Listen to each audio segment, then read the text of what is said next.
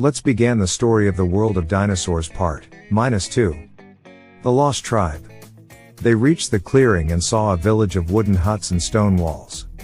They saw people walking around, wearing animal skins and carrying spears and bows.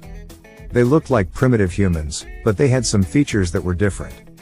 They had longer hair, larger eyes, and sharper teeth. They also had tattoos and piercings on their bodies. They realized that they were looking at a tribe of Homo sapiens neanderthalensis, or Neanderthals. They were a subspecies of humans that had lived in Europe and Asia until about 40,000 years ago, when they went extinct. They were cousins of modern humans, but they had evolved separately for hundreds of thousands of years. They wondered how they had ended up in the Cretaceous period, and what they were doing here. Maybe they came through another wormhole, Dr. Chen suggested. Or maybe they were brought here by someone else, Dr. Evans said. Or maybe they're not really Neanderthals, but something else, Dr. Carter said. They decided to approach them carefully, hoping to establish contact and learn more about them. They put down their backpacks and cameras and held their hands up in a gesture of peace. They walked slowly towards the village, trying to look friendly and harmless. The Neanderthals noticed them and stopped what they were doing. They stared at them with curiosity and wariness. They whispered to each other and pointed at them. Some of them grabbed their weapons and prepared to defend themselves. Dr. Carter took the lead and spoke to them in English. "Hello. We come in peace. We are friends." The Neanderthals did not understand her words, but they sensed her tone and intention. They relaxed a bit and lowered their weapons. Some of them stepped forward and greeted them with grunts and gestures. Dr. Carter smiled and nodded. She tried to communicate with them using body language and simple words. She pointed at herself and said her name. Alice. She pointed at her colleagues and said their names. Jack. Lily.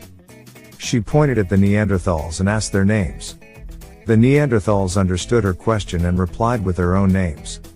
Uga. Dugga. Lugga. They repeated this process until they learned the names of several members of the tribe. They also learned some basic words in their language, such as yes, no, thank you, sorry, etc. They found out that the tribe called themselves the Ugas, and that they had been living in this land for many generations. They said that they had come from a place called the Great Cave, where there was a magic portal that brought them here. They said that they liked this land because it was rich in food and water, and because it had many animals that they could hunt or tame.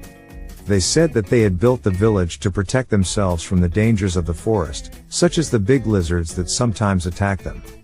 They also said that they had met other people like them in this land, but they were not friendly.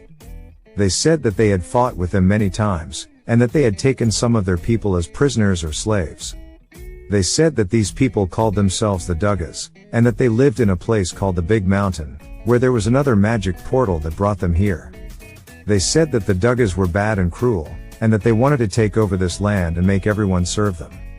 They said that they needed help to stop them, and that they hoped that Alice and her friends would join them in their fight. Dr. Carter listened to their story with interest and sympathy. She felt sorry for them and wanted to help them. She also wanted to know more about the magic portals and how they worked. She looked at her colleagues and saw that they had similar expressions on their faces. She nodded at Uga, the leader of the Ugas, and said yes. Yes. We will help you. Uga smiled and thanked her. He hugged her and welcomed her to his tribe. He then introduced her to his family, his wife Dugga, his son Lugga, his daughter Mugga, his brother Rugga, his sister Tugga, etc. He invited her and her friends to join them for a feast in their honor. He said that tomorrow they would go to the Big Mountain and fight the Duggas. He said that together they would win and free this land from their tyranny. He said that he was glad that he had met Alice and her friends.